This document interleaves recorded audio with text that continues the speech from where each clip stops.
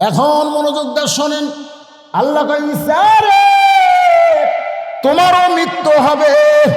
ঈসা বলতেছে, আল্লাহ, দুনিয়াতে মানুষ মরার জন্য যায়, কিন্তু আপনি যে আমাকে দুনিয়া থেকে আসমানে নিয়ে আসলেন, আমার মৃত্যু কি আসমানে হবে? আল্লাহ বলে, ঈসা, তুমি শুনে নাও, তোমার মৃত্যু হবে। শুধু তোমার মৃত্যু না, যে আজরাইল আমাকে জান কবজ করে, এরও কিন্তু মৃত্যু হবে। আপনাদের কি মনে হয় আজরাইল মরবি না? তো তাহলে এখন তারা বাংলাদেশে আজরাইলের ভূমিকা পালন করতেছে, তোকে মারলে আমার কি হবে রে? আমার চিনিস চিনিস খালি বললা থেকে ঘুরে আসি রে, তোকে সাইজ করতে আমার 1 মিনিট লাগবে না। এরকম এমন হুমকি মারতে ভাই, আগামীকাল সকাল 10টায় তখন সাইজ করবো। যা, ওই বাড়িতে এসে কাঁদতেছে, বউ কয় কান্দিন কেন? সকাল 10টায় আমার সাইজ করি বারে, এই জন্যই কাঁদতেছি। বউ কই সকাল 10টায় সাইজ করবি, আর এখন থেকে আপনি কান্দেন, আপনার কি আক্কেল হুঁশ নাই? স্বামী কয়, কি বলতে বলে? এ দেশত কি বিচার নাই? সকাল 10টায় সাইজ করার আগে আপনি চেয়ারম্যানের কাছে যান, মেম্বারের কাছে যান, বিচার দেন। স্বামী খালি মুচকি মুচকি হাসে। বউ কয়, হাসেন কেন? বলে, হাসার কারণ হলো এমন দেশে বিচারের কথা কইনি রে। আয় আয় রে, যাই আমার হুমকি মারছে, ওই চেয়ারম্যানেরই চানছে রে। আল্লাহর ভয়, আল্লাহ আল্লাহ সব সময়, আহার নিদেরা ভালো লাগে না, এই দুনিয়া ভালো লাগে না, ভালো লাগে শুধু আল্লাহ জোরে লা ইলাহা ইল্লাল্লাহ, লা ইলাহা, লা ইলাহা ইল্লাল্লাহ মুহাম্মাদুর রাসূলুল্লাহ। রাসূলের মহব্বতে জবান খুলে সমস্বরে সকলে বলবো সাল্লাল্লাহু আলাইহি ওয়াসাল্লাম। ঘাটকর মধ্যপাড়া বাইতুল আমান জামে মসজিদ কমিটি কর্তৃক আয়োজিত ৮ম বার্ষিকী 3 দিনব্যাপী তাফসীরুল কোরআন মাহফিলের আজকের এই সমাপনী রজনীতে আল্লাহ তাআলা যেনাকে সম্মানিত সভাপতির আসনে কবুল করেছেন, আমি আমার অন্তরের অন্তঃস্থল থেকে আজকের মাহফিলের সম্মানিত সভাপতিকে শুভেচ্ছা জ্ঞাপন করছি। সম্মানিত প্রধান অতিথি, গণমানুষের জননেতা, সাবেক মন্ত্রী, বর্তমান এমপি জনাব এমারউদ্দিন পরামানিক সাহেব, আজকের এই মাহফিলের সম্মানিত বিশেষ অতিথিবৃন্দ, বিশেষ করে ইউনিয়ন পরিষদের সাবেক চেয়ারম্যান এবং বর্তমান চেয়ারম্যান মঞ্চ উপবিষ্ট আছেন, এছাড়াও সম্মানিত সুধীজন, সকলকে অন্তরের অন্তঃস্থল থেকে আমি শুভেচ্ছা জ্ঞাপন করছি। তারা কিছুদিন হায়াত দিয়েছিলেন, এতে করে মক্কার লোকেরা বলা বলি করলো যে আব্দুল্লাহর ইতিম বলা মুসলমানের নবী যখন চলে যাবে তখন সাথে সাথে সব শেষ হয়ে যাবে। তারা বলতো আফতার মানে ল্যাস কাটা, যে মেয়েরা আছে ছেলেরা নাই, তাহলে তার বংশ বুনিয়াদ রক্ষা হবে কেমনে? এরকম কথা যখন বলা বলি করতেছিল মক্কার লোকেরা, কাফেরেরা, তখন আল্লাহ তাআলা নবীকে সান্ত্বনা স্বরূপ এ সূরা কাউসার নাজিল করেছে। বলেন সুবহানাল্লাহ। এখানে আল্লাহ বলতেছেন, ইন্না আতাইনাকা কাউসার, নিশ্চয় আপনাকে কাউসার দেওয়া হলো। কাউসার, আসলে কাউসারটা কি আমাদের জানা দরকার। রাসূলকে যে আল্লাহ কাউসার দিলেন, এই কাউসারটা কি? সমস্ত তাফসীরকারক তাফসীর করেছেন, কাউসার এমন একটা পিয়ালা যেটা পান করে কেউ যদি জাহান্নামেও যায়, আল্লাহ জাহান্নামকে জান্নাত বানায় দিবেন। এখানে তাফসীরকারকেরা বলেছেন কেউ যদি, তার মানে কি বুঝাচ্ছেন? হাউজে কাউসারের পানি যারা পান করবে তারা জাহান্নামে যাবে না। কি বুঝলেন? যদি যায়, তাহলে জাহান্নামকে আল্লাহ কি বানায় দিবে? জান্নাত বানায় দিবে। তো এখন এই কাউসারটা আল্লাহ দিবেন কাকে? নবীকে। ধরে বলেন কাকে?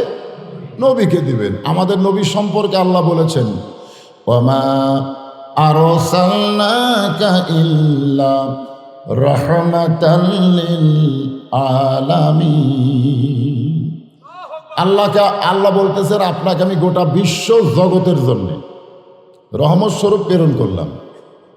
সাহাবীরা চিন্তা করলো, হাসরের কঠিন দিনে হাসর হবে তামার সানি, উম্মত বলবেন পানি পানি। সেই হাসরের কঠিন দিনে নবী বিনে পানি দেওয়ার সাধ্য কারো নাই। সেই পানিটা হলো হাউজে কাউসারের পানি। ধরে এখানে সুবহানাল্লাহ। যে নবীকে তায়েফেরা পাথর মারলেন, নবী তাদের জন্য গর্দনা করে বরং তাদের হেদায়েতের দোয়া করেছেন, জান্নাতের দোয়া করেছেন। সেই নবীকে কঠিন দিনে যদি হাউজে কাউসার দেওয়া হয়, তৃষ্ণা পেয়ে সবাই যদি নবীর কাছে আসে, আর নবী যদি পাইকারি হারে পানি দেয়, নবী যদি পাইকারি হারে সবাইকে পানি দেয়, তাহলে পানি পান করলে তো আর কোনো সমস্যা নেই। সাহাবীরা যখন এরকম চিন্তা করতেছিলেন, তখন আল্লাহ নবী বললেন, সাহাবীরা, আমি হাউজে কাউসারের মালিক না, মালিককে আল্লাহ আমাকে দান করেছে। আতই না, কারণ আপনাকে দেওয়া হয়েছে, দান করা হয়েছে। হাউজে কাউসারের মালিক যাকে পানি দিতে বলবে তারাই শুধু পানি পাবে, পাইকারি হারে সকলে পানি পাবে না। তো এখন এই পানি পাওয়ার শর্ত কি? সূরা কাউসারের মধ্যে আল্লাহ বলেছেন, ফাসাল্লি লিরাব্বিকা ওয়ানহার।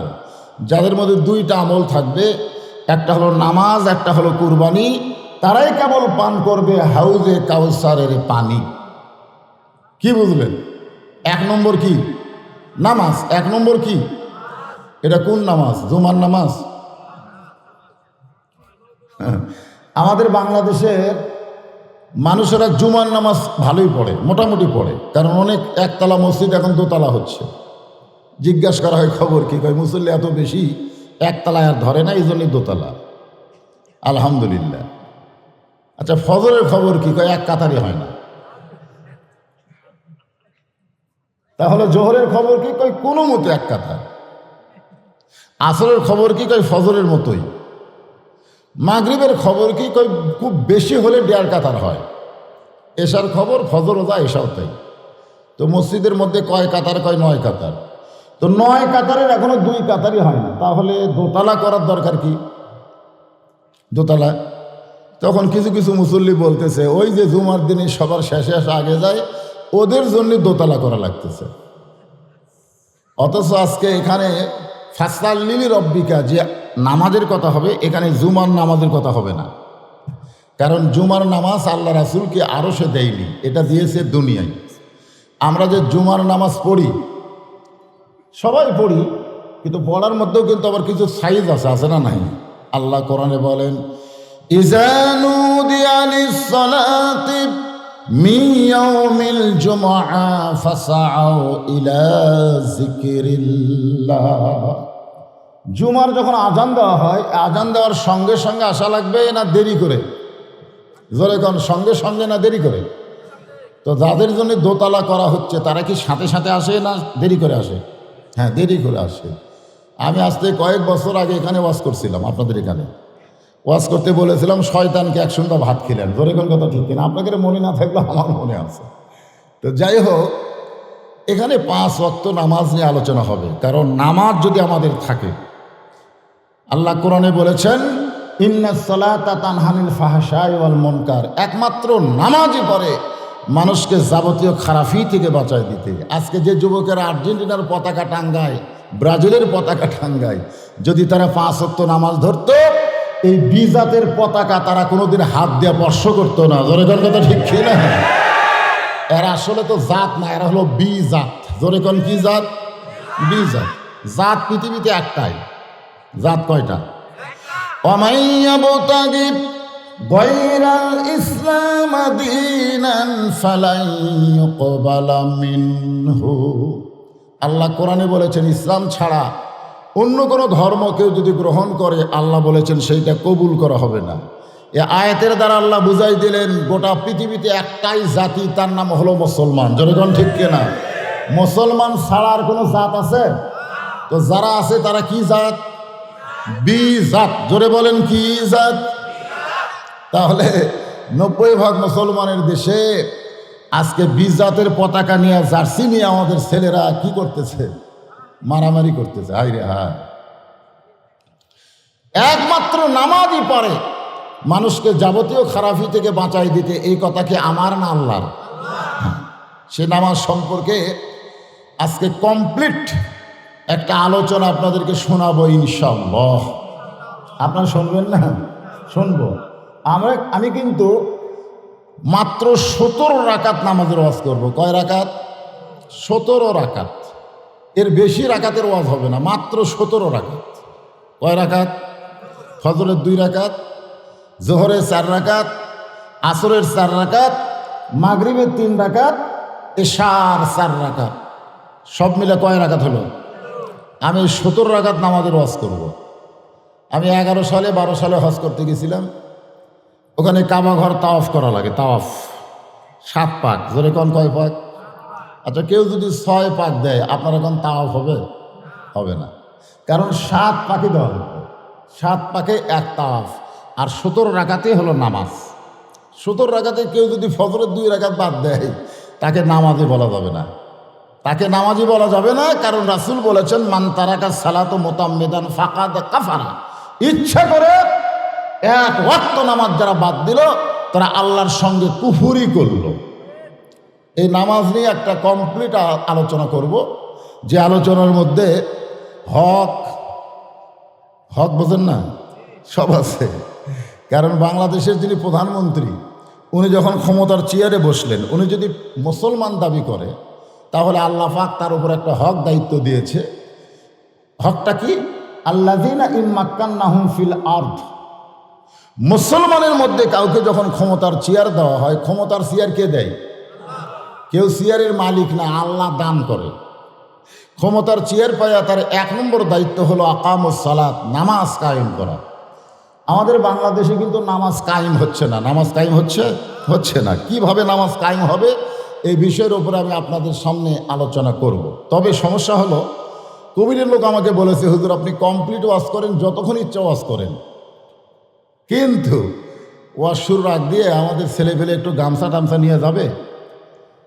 3 দিন ব্যাপী কোরআনের মাহফিল, সবাই যেন প্রাণ খুলে খুশি মতো কিছু দান করে। তো এই জন্য ছেলেদেরকে বলবো, তোমরা কি তৈরি আছো?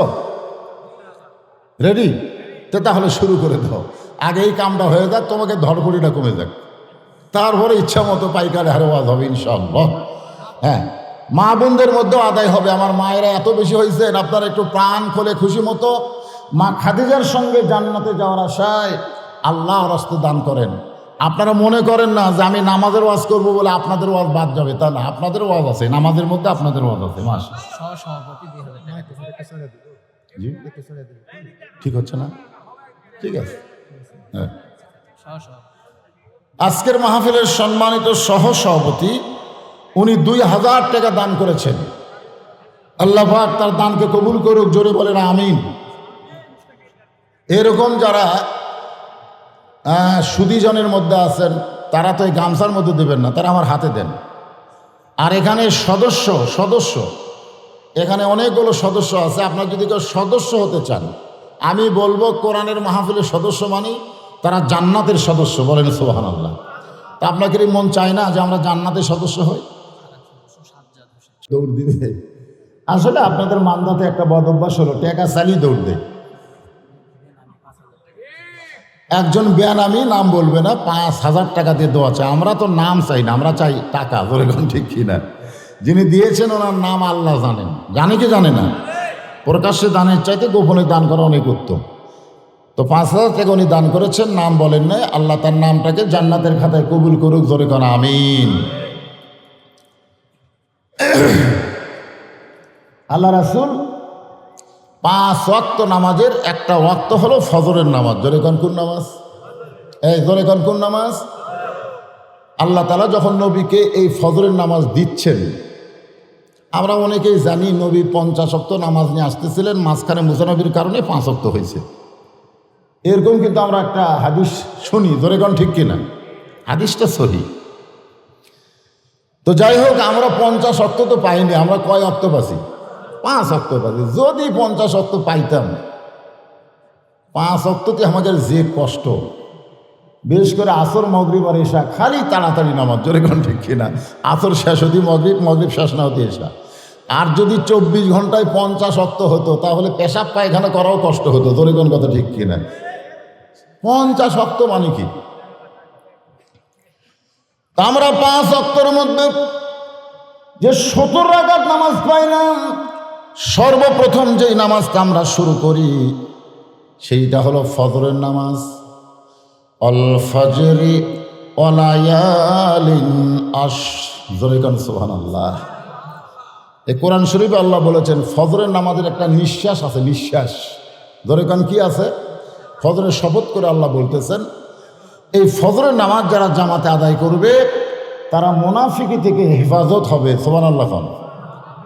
যে লোকটা ফজরের নামাজ আদায় করে কিন্তু মসজিদে আদায় করে না, ওই লোকটাকে মুনাফিক বলা হয়েছে। এই জন্য ফজরের নামাজের গুরুত্ব কম না বেশি? খুব বেশি। মুয়াজ্জিন বলে আসসালাতু খায়রুম মিনান নাওম, ঘুম হইতে নামাজ অতি উত্তম। আজান শামসুর রহমান একজন বাংলাদেশের কবি, তাকে ভালো লাগেনি। সে বলেছিল ফজর আজান যেন ব্যবসার চিৎকার। ধরে কোন নাউযুবিল্লাহ। আজকে আমাদের বাংলাদেশে অনেক ছেলেরা ফজরে আজান দিলে ঘুম মনে হয় আরো বেশি ধরে। আগে আসলে 3.5 হাত, আজান শোনার পরে হচ্ছে 2.5 হাত। মানে যে কম্বল গাঁত দিছে, মাথা বার হয়ে আসে, আজান শুনবে না বলে কম্বল দিছে মাথার উপরে। তো কম্বল যদি মাথার উপরে দেয় তাহলে ঠ্যাং দিয়ে বের হবে, পা বের হবে।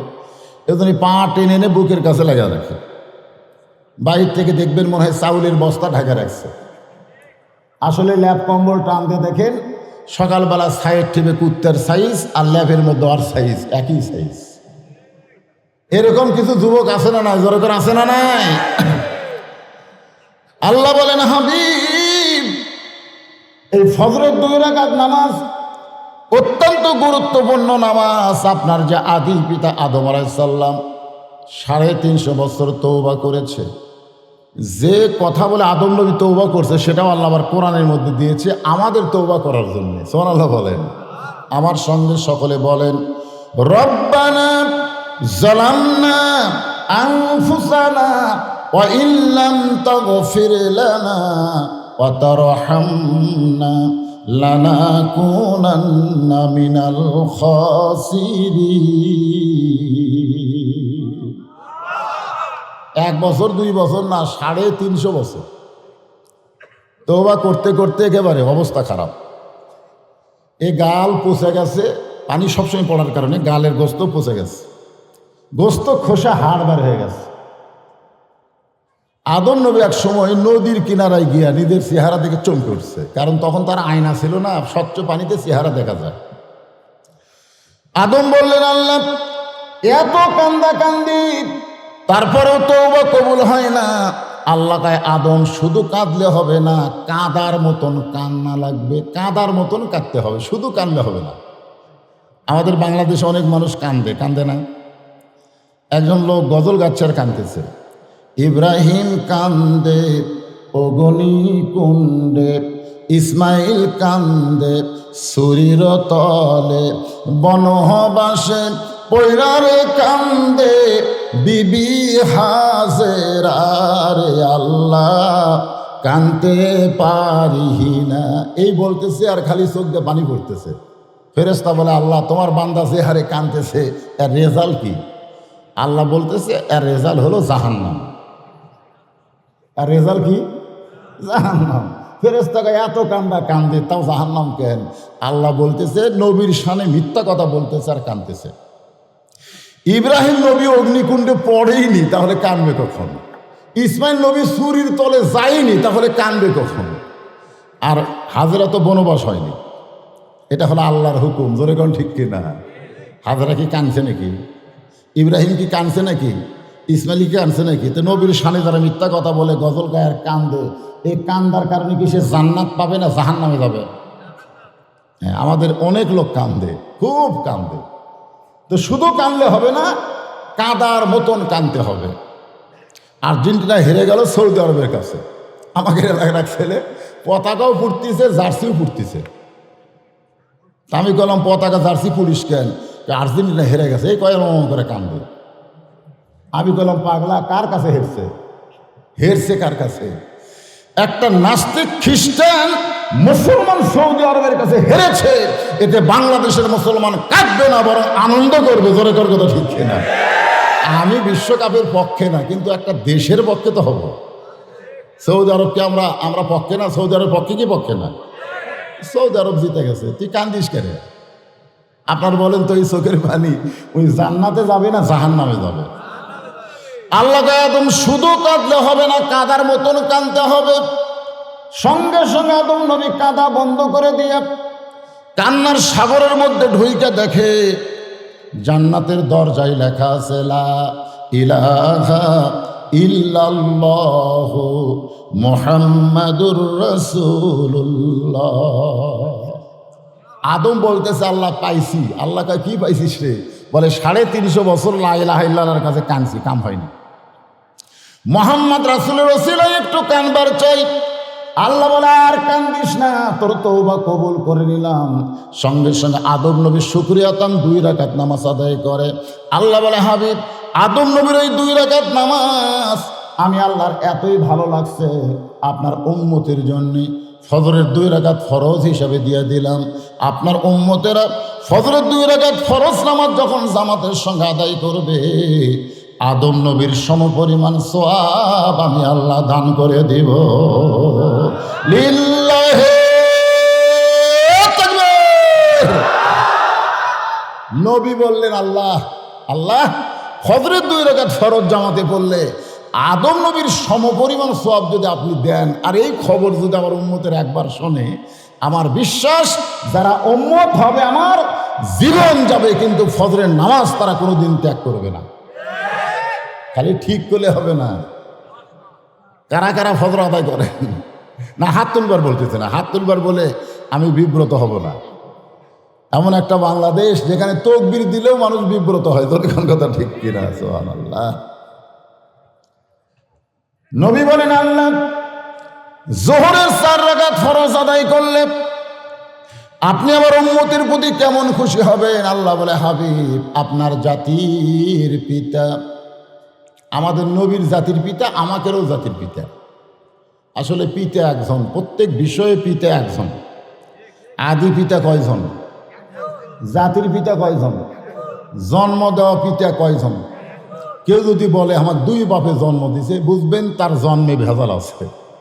কেউ যদি বলে আমার জাতির পিতা 2টা, বুঝবেন তার মুসলিম জাতিতে ভেজাল আছে। জোরে কোন কথা ঠিক কিনা? এই জন্যই প্রত্যেক বিষয়ে পিতা কয়জন? এটাকে আমার কথা না, আল্লাহর কথা। যারা মুসলমান তাদের শানে আল্লাহ বলতেছেন, মিল্লাতা আবিকুম ইব্রাহিম হুয়া সাম্মাকুমুল মুসলিমিন। চড়কের উপরে বসে কাঁদতেছে, চড়কে, আর বাবা আজও রশি ধরে টানতেছে।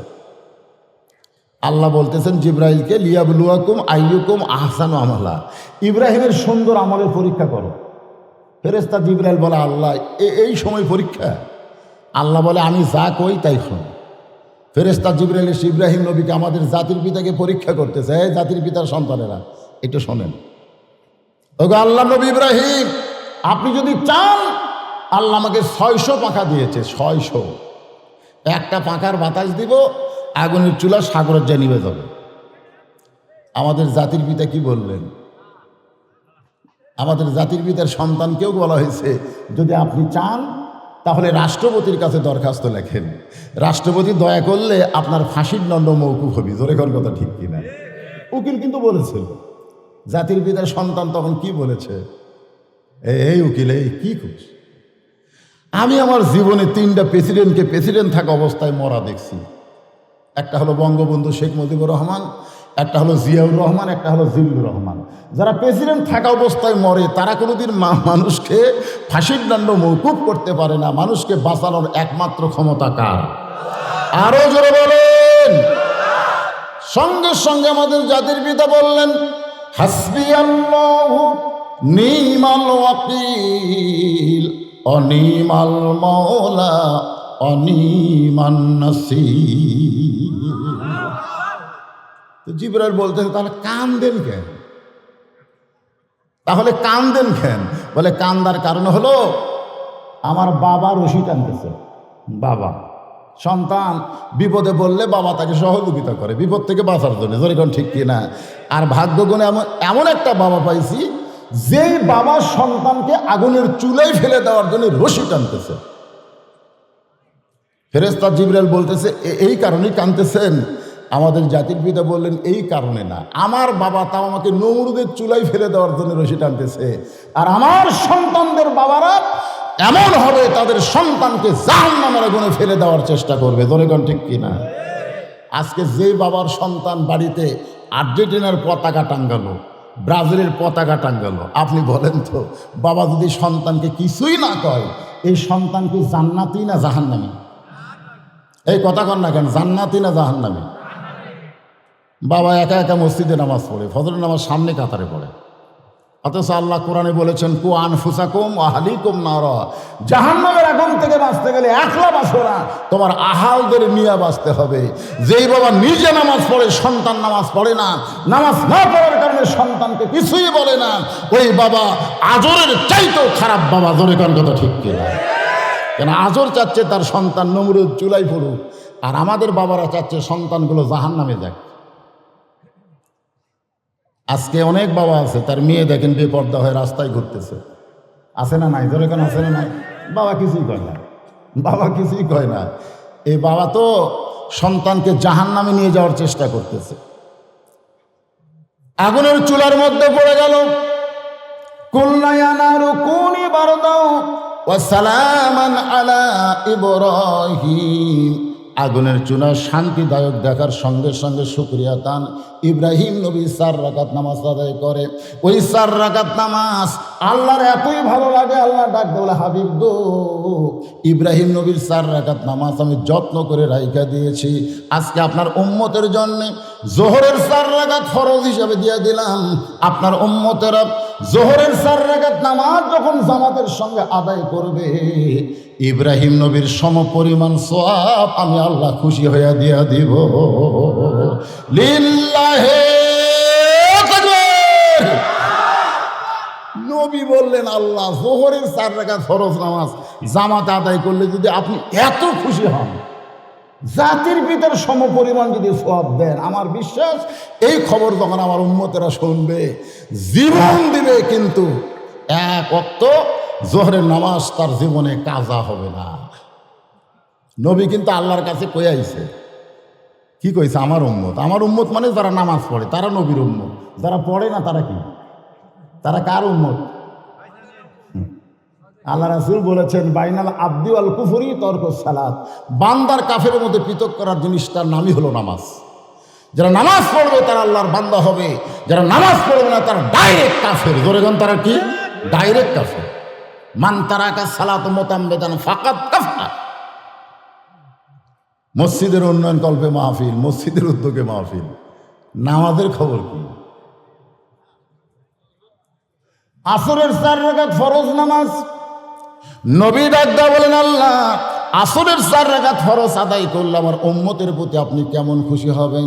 আল্লাহ বলে হাবিব আপনার উপর যেই কিতাব নাজিল করেছি এই কিতাবের মধ্যে সবচেয়ে বেশি যাকে নিয়ে আলোচনা তার নাম হলো মূসা কালিমুল্লাহ। ধরে কান সুবহানাল্লাহ। মূসা কালিমুল্লাহর বহু আজ আপনারা শুনছেন, খুব চালাক। একদিন আল্লাহকে বলতেছে আল্লাহ আমি মূসা তো জান্নাত যাবই, আমার সঙ্গে জান্নাতে কে থাকবে? আল্লাহ কয় মূসা তুমি জান্নাতে যাবাই, এই কথা কেমনে বলো? মূসা বলতেছে আল্লাহ তুমি কইছো ফাদখুলি ফি ইবাদি ওয়াদখুলি জান্নাতি, যে আমার বান্দা হবে আমি তাকে জান্নাত দিয়ে দেব। আমি তো শুধু বান্দা না, আমি তোমার নবী, এই জন্য আমি জান্নাতি। সুবহানাল্লাহ। আল্লাহ বলতেছে মূসা তোমার সঙ্গে জান্নাতে কে থাকবে যদি জানতে চাও তাহলে শোনো, অমুক বাজারের একটা কসাইয়ের কথা শুনে মূসা চুম করে কয় আল্লাহ কত নবী আছে আমার সঙ্গে ঘরে সবসময় আমার ভাই হারুন, আপনি তো বলতে পারেন যে হারুন তোর সঙ্গে জান্নাতে থাকবে, তা হারুনের কথা না কয়ে কসাইয়ের কথা কন কেন? আল্লাহ কয় শুনবার চাইলে তাই কইলেন। একটা কসাই মূসা নবীর সঙ্গে জান্নাতে যাবে, একদিন মুসা বললেন, আল্লাহ আপনি হলেন জ্ঞানী, আমি হলাম জ্ঞানী, এছাড়া তো কোনো জ্ঞানী নাই। আল্লাহ বললেন, দুই নদীর মাঝখানে গিয়ে দেখো তোমার চাইতে একজন জ্ঞানী আছে, জোরে কান সুবহানাল্লাহ। এগুলো আমার সাবজেক্ট না, আজকের ওয়াজ না, এগুলো পারলে অন্যদিন করবো। কিন্তু আজকে যেটা বলতে চাচ্ছি, আল্লাহর সঙ্গে সব সময় যিনি কথা বলেছেন, কথা বলার যোগ্যতা আল্লাহ দিয়েছেন, তিনি হলেন মুসা কালিমুল্লাহ। একদিন তুর পর্বতের কিনারে গিয়ে বলতেছে, আল্লাহ আল্লাহ আল্লাহ বলতেছে থাম। মুসা থামছে। কিছুক্ষণ পর আল্লাহ বলতেছে, মুসা তোমার খবর কি? মুসা বলতেছে, আলহামদুলিল্লাহ আলহামদুলিল্লাহ। যেরকম আমি বললাম আপনারা কেমন আছেন, আপনারা সবাই কিন্তু বলছেন আলহামদুলিল্লাহ। আপনাদের মধ্যে কেউ একজন বলা দরকার ছিল, হুজুর আপনি কেমন আছেন, এটাও কিন্তু বলা দরকার, ঠিক না? তো মুসা চিন্তা করতেছে, আল্লাহ আমার খবর চাইলো, আমি আল্লাহর খবর চাই। তো বলতেছে, আল্লাহ আপনার খবর কি? তা আল্লাহ বলতেছেন, ইযহাব ইলা ফিরাউন ইন্নাহু তাগা। আমি আল্লাহ কেমন আছি যদি জানবার চাও তাহলে ফেরাউনের কাছে যাও। আসরের 4 রাকাত নামাজ কেমনি পাইলাম এটা বোঝানোর জন্য বলতেছি। তো মুসা নবী ফেরাউনের দরবারে গেছে, যা দেখে ফেরাউন জিকির করতেছে, আনা রব্বুকুমুল আলা, আনা রব্বুকুমুল আলা। এর বাংলা অর্থ হলো, সমস্ত রবের উপরে আমি ফেরাউন। আসলে রব কয়জন? আরো ধরে কন। কোরআন শরীফে একটা সূরা আছে, একবার বললে 10 পারা কোরআন পড়ার সব পাওয়া যায়। নাম কি? আপনারা বলেন তো, প্রত্যেকটা সূরার নাম কোরআনে আছে না নাই? কুল আউযু রাব্বিন নাস সূরার নাম কি? কুল আউযু বিরাব্বিল ফালাক সূরার নাম কি? তাব্বাত ইয়াদা আবি লাহাব সূরার নাম কি? ইজা জা নাসরুল্লাহ সূরার নাম কি? কুল ইয়া আইয়ুহাল কাফিরুন সূরার নাম কি? কুল হুয়াল্লাহু আহাদ সূরার নাম কি? আমি তো চিন্তা করি কে রে, সব সূরার নাম সূরার মধ্যে আছে, আর ইখলাস সূরার নাম সূরার মধ্যে নাই। কারণ কি? এই সূরার নাম হওয়া লাগতো সূরা আহাদ, ঠিক কিনা বলেন? কিন্তু সূরা আহাদ না হয়ে ইখলাস কেন হলো? যদি আপনাদের প্রশ্ন করি, আপনারা কি জানেন? না জানলে বলবেন জানি না। জানেন? সবাই এক বাক্যে বলেন জানেন। জানেন? মাশাআল্লাহ।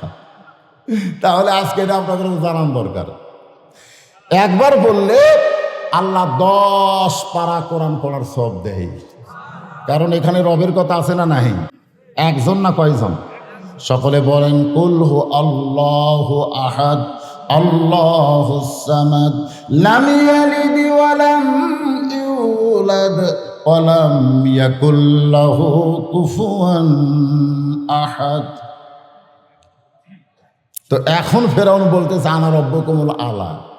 মুসা চিন্তা করে, এখনই যার সঙ্গে কথা বলে আসলাম, এখনই যার সঙ্গে কথা বলে আসলাম তুর পর্বতে, সেটা কে আর এটা কে? আজকে আমরা যখন কোরআনের হক কথা বলি, আমরা কি আমাদের কথা বলি না আল্লাহর কথা বলি? মনে করেন এখনই আমি সূরা মুলুক পড়ে আসলাম, সূরা মুলুক পড়ে স্টেজে আসলাম, আর একজন আবার কানে কানে বলতে, হুজুর রাজনীতির ওয়াজ্জান করেন না। মনে করেন আমি চিন্তা করি এখনই পড়লাম কি, আর এই শালা হয় কি? আমাদের বাংলাদেশে এরকম বক্তাদেরকে বলা হয় কি হয় না? ধরে কোন হয় কি হয় না? হ্যাঁ হয়। তবে মাশাআল্লাহ আপনাদের মান্দায় এটা ব্যতিক্রম। আমি মান্দাতে ওয়াজ করে খুব শান্তি পাই, খুবই শান্তি। এজন্য ঘরে ঘরে আমার ওয়াজ, কোনো টেনশন নাই। কোনো নেতাও কয় না, আওয়ামী লীগ কন, বিএনপি কন, আর যাই কন, কেউ কয় না যে হুজুর এলালা বাদ দেওয়া ওয়াজ করবে, এ কথা কেউ কয় না। তাবারাকাল্লাযী বিয়াদিহিল মুলকু ওয়া হুয়া আলা কুল্লি শাইইন কাদির। গোটা পৃথিবীর রাজত্ব, কর্তৃত্ব, মালিকানা কার হাতে? সমস্ত ক্ষমতার মালিককে। মাশাআল্লাহ। এখনই মুসা যার সঙ্গে গল্প করছে সেটা কে? আর যার কাছে গেছে সেটা কে? কিন্তু জিকির করতেছে আনা রব্বুকুমুল আলা। মুসা নবীর হাত চুলকায়। মুসা নবী কিন্তু সেই রকম নবী। রাস্তা দিয়ে যাচ্ছে, এক দোকানদার কাঁদতেছে। মুসা কয়, কান্দিস কেন? বলে ফেরাউনের বাবুর্চি বাকি খাতে খাতে আমার শেষ। যদি বলি টেকা দাও তখন রাগ করে কয় আমি কার দল করি তুই জানিস? আমি কার দল করি? আমার দল ক্ষমতা আছে রে, আমি ফেরাউনের দল। টেকা চাইলে তোর দোকান তুলে দেবো রে। মুসা দোকানদারকে বলতেছে কে কইছে? বলে ফেরাউনের বাবুর্চি, ওর দল নাকি ক্ষমতা আছে। মানে ফেরাউন যে ক্ষমতা আছে, ওর দল ক্ষমতা আছে, টেকা চাইলে দোকান তুলে দিবি। মুসা কয় কে রে? ওই করে ফেরাউনের দল, আমি করে আল্লাহর দল। গেল কোথায় শালা? ও হইতে যাচ্ছে দৌড়ে, এই থাম, কে রে দোকানদারের টাকা দে। বল টাকা দেবো না, আমি ফেরাউনের দল করি। মুসা কয় তুই ফেরাউনের করিস, আমি আল্লাহর করি। মারছে চল, এক চড়ই মরছে, মারাও সারা মারাও সারা। মুসা বলতেছে দেখ ফেরাউনের দলের শক্তি দেখ আর আল্লাহর দলের শক্তি দেখ। ধরে কর সুবহানাল্লাহ। আজকে আমাদের বাংলাদেশে আল্লাহর দল আছে না নাই? ফেরাউনের দল আছে না নাই? ফেরাউনের দলের কোনোই শক্তি নেই, খালি মুখ আছে, মাইরে আছে। ধরে কোন কথা ঠিক না? আল্লাহর দলের শক্তি আছে না নাই? কিন্তু শক্তি দেখায় না, দেখার সময় হয় না। আল্লাহ চাহে তো সামনে দেখানো হবে। ধরে কোন কথা ঠিক না? মুসা নবী হাত চুলকায়, হাত হাত। আল্লাহ বুঝবার পারছে ওই ফেরাউনে কিছু কবি। আল্লাহ বলেন উদউ ইলা সাবিলি রাব্বিকা বিল হিকমাতি মাউইজাতিল লিল হাসানা। আল্লাহ কয় এ মুসাই, আমি আল্লাহ কেমন আছি এটা দেখার জন্য তো ফেরাউনের কাছে পাঠাইছে, তোকে মারার জন্য পাঠাইছে। মুসা বলতেছে আল্লাহ তাহলে কি করব? আল্লাহ বলতেছে হিকমতের সঙ্গে ফেরাউনকে দাওয়াত দাও। আসরের 4 রাকাত নামাজ কেমনে পাইলাম এটা বোঝানোর জন্য বলতেছি। এবার মুসা নবী হিকমত অবলম্বন, হিকমত মানে কৌশল, হিকমত মানে কি? প্রতিদিন বলে চলো মসজিদে যাই। উনি কয় তুই নামাজ পড়াও যা, আমি না পড়াও তাই। কই কে রে, ডাইরেক্ট ওয়াজ করলে তো হচ্ছে না। চলো ভাই মসজিদে যাই, তুই নামাজ পড়াও যা, আমি না পড়াও তাই। দেখতেছে না, হিকমত অবলম্বন করা লাগবে। হিকমত কি? একদিন মান্দা ফেরিঘাটের কাছে পাশে যাক প্রতিদিন নামাজের কথা কয়, পাইছে, হাত ধরে বলতেছে চলো যাই। তখন ঘড়ির দিকে তাকায় বলতেছে এটা তো কোনো নামাজের সময় না রে, এটা তো নামাজের সময় না, কেবল 3:30 বাজে, কোথায় যাবো? বলে ভাই এতদিন নামাজের দাওয়াত দিছি, আজকে চা খাওয়ার দাওয়াত। আপনারা বলেন তো, যাক নামাজের দাওয়াত দিলে রাগ করে, তাক চা খাওয়ার দাওয়াত দিলে কি রাগ করবি? তো চলো ভাই। চা স্টলে বসে বলতেছে নিমকি দে, পেঁয়াজি দে, মিষ্টি দে। কই এত কেন ভাই? বলে আপনি আমার ভাই না, আপনাকে আমি খাওয়াবো, যা খুশি খান। 30 টাকার আন্দাজ যখন খাওয়া হয়েছে তখন আসরের নামাজের আজান দিয়েছে। কোন নামাজের আজান? আসরের নামাজের আজান দিয়েছে। তো বলতেছে ভাইজান মসজিদে মুয়াজ্জিন ডাকতেছে, আর 10টা মিনিট পরে ডাকলে আরও 10 টাকা খাওয়াতাম, কিন্তু মুয়াজ্জিন তো সময় বুঝা ডাক দিল। তো আপনি এখানে বসে থাকেন, আমি খালি নামাজ পড়ে আসতেছি। এখন মনোযোগ দিয়ে শোনেন। আল্লাহ কয় ঈসা রে তোমারও মৃত্যু হবে। ঈসা বলতেছে আল্লাহ দুনিয়াতে মানুষ মরার জন্য যায়, কিন্তু আপনি যে আমাকে দুনিয়া থেকে আসমানে নিয়ে আসলেন, আমার মৃত্যু কি আসমানে হবে? আল্লাহ বলে ঈসা তুমি শুনে নাও, তোমার মৃত্যু হবে। শুধু তোমার মৃত্যু না, যে আজরাইল আমাকে জান কবজ করে এরও কিন্তু মৃত্যু হবে। আপনাদের কি মনে হয় আজরাইল মরবি না? তো তাহলে এখন তারা বাংলাদেশে আজরাইলের ভূমিকা পালন করতেছে, তোকে মারলে আমার কি হবে রে? আমার চিনিস চিনিস খালি বংলা থেকে ঘুরে আসি রে, তোকে সাইজ করতে আমার 1 মিনিট লাগবে না। এরকম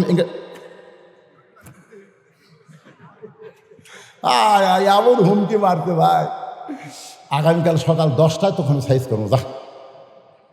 ওই বাড়িতে এসে কাঁদতেছে, বউ কয় কান্দেন কেন? সকাল 10টায় আমার সাইজ করি বারে, এই জন্যই কাঁদতেছি। বউ কয় সকাল 10টায় সাইজ করবি আর এখন থেকে আপনি কান্দেন, আপনার কি আক্কেল হুঁশ নাই? স্বামী কয় কি বলতে বলে, এ দেশত কি বিচার নাই? সকাল 10টায় সাইজ করার আগে আপনি চেয়ারম্যানের কাছে যান, মেম্বারের কাছে যান, বিচার দেন। স্বামী খালি মুচকি মুচকি হাসে। বউ কয় হাসেন কেন? বলে হাসার কারণ হলো এমন দেশে বিচারের কথা কইলি রে। আয় আয় রে, যাই আমার হুমকি মারছে ওই চেয়ারম্যানেরই চামছে রে, যাই আমার সকাল 10টায় হাত পা ভাঙবি চেয়ারম্যানেরই চামছে। তাহলে চেয়ারম্যানের কাছে আর বিচার দেখাম হবে? বাংলাদেশের বিচার হলো ওই যে আমার ওয়াজের মধ্যে আছে, 5 বছর আম বাগানে চাষ করে জ্যৈষ্ঠ মাসে দেখতে গেছে আম পাকছে কিনা, যা দেখে ছোট্ট একটা ছেলে গাছের ডালে বসে পাকা আম পাড়তিছে আর ব্যাগত তুলতেছে। বাগানের মালিক কয়, আমি খাইনি, বউ চল কেউ খাইনি, তুই আমার কাছে আম পাড়তেছিস, এই তোর বাপক যা বিচার দেবো রে। ছেলে খালি মুসকি মুসকি হাসে। বাগানের মালিককে হাসিস কেন? বলে হাসার কারণ আমার বাপে কোথায় খুঁজবার যাবেন, আমার বাবাও আর এক গাছে চড়ছে। খোঁজা লাগবি না, খোঁজা লাগবি না, কুটি খুঁজবার যাবে। তাকে দেখে ওর বাপ খালে আম পাড়ার বস্তা ভরায়, গাছের নিচে বসে বলে আল্লাহ বিচার দেবো কার কাছে? বেটাও চোর, বাপেও চোর, আজকে আমাদের বাংলাদেশের অবস্থা তাই হয়ে গেছে। জোরে কার কথা, বিচার দিবেন কার? সব সালাই চোর। চোরের বিচার চোরে করবে, কথা কোন চোরের বিচার চোরে করবে? এখন বলতেছে ভোগ, বলতেছে শোন লাভ নাই, কারণ যাই আমার সকাল 10টা হাত পা ভাঙবি চেয়ারম্যানের লোক। তো বউ বলতেছে তাহলে কি করবে? বলে দেখি তো বিচার আছে কিনা। ওই রাত্রে বলতেছে আল্লাহ যার কেউ নাই তার তুমি আছো আল্লাহ। সকাল 10টা আমার হাত পা ভাঙবি আল্লাহ, আমি দুনিয়ার বাংলাদেশের কোনো হাইকোর্টে আমার বিচার হবি না আল্লাহ, প্রত্যেকটা কোর্ট এরা কিনে নিয়েছে। তোর এখন কথা ঠিক কিনা? পরিমণির মতন ব্যবসা জামিন পায় আর মামুনুল হকের মতন আলেমুখ ধরে নিয়ে যায়, এই দেশের বিচার হবি না আল্লাহ। একের আল্লাহর কাছে 2 হাত তোলা, তাহার তাদের সবাই কান্দিছে। আরে আল্লাহ যে বান্দার চোখের পানি কত দাম দেয়। আল্লাহকে যা, তুই যখন আমার কাছে কাঁদতেছিস তোর বিচার কর্ম যা। ওর বউ দিনের বেলা হাফ প্যান্ট ফুল প্যান্ট এই যে গেঞ্জি শার্ট এলা মানে পরিষ্কার করবার যা তাই চলাটি বলে। ওর বউ যাই হুমকি মারছে, ওর বউ কাপড় পরিষ্কার করছে কিন্তু সাবানের ফ্যানটা পানি দিয়ে যে ধুয়ে দেয় লাগবে ওটা দেয়নি, মনে নেই। ওদের না 4 জলসা জি বাংলা যে মেয়েরা দেখে এর সংসারের প্রতি মন আছে, খালি ঘড়ি দেখে 4 জলসা আবার কখন হবে। রাতে মিস করছে, কারেন্ট নাই, দিনের 10টার সময় দেখতি তরকারি তুলে দিয়ে 4 জলসা দেখতেছে, তরকারি পুড়ে আশেপাশে লোক পুড়ে শেষ হয়ে গেল রে, পুড়ে শেষ হয়ে গেল। মানে তরকারি পুড়লে তো স্যানস্যানি গন্ধ, দৌড়ে যায় দেখে তরকারি পুড়ে শেষ। এই যে মেয়ে মানুষের 4 জলসা দিয়ে বাংলা পাগলি করছে, কোনো দিকে খেয়াল নেই। এখন বউ তো পরিষ্কার করছে প্যান্ট শার্ট, কিন্তু সাবানের ফ্যানটা পরিষ্কার করেনি, ওটা শুকে যায় লেয়াল পাহছে। ওই রাত 10টার সময় পেশাব করবার ঢুকছে, পন্সের স্যান্ডেল পাও দিয়ে তলা সমান, ধরিকন কি সমান, তলা সমান হুমকি মারছে, সকাল 10টায় তোর হাত পা ভাঙবো। এই হুমকি দিয়ে আমি 10টার সময় পেশাব করে গেছে তলা সমান। ভাই ওই ফ্যানটার উপর দিয়ে পাও পড়েছে, 2 পাও একবারে, মানে ব্রেক ধরার কোনো বুদ্ধি নেই।